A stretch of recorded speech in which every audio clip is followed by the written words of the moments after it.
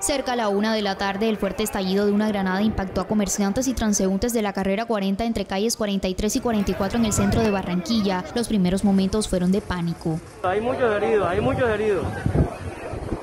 Eso va algo horrible, eso va algo horrible. Hasta el lugar de los hechos llegó la unidad antiexplosivos de la SIJIN de Barranquilla, junto a demás autoridades para determinar lo sucedido.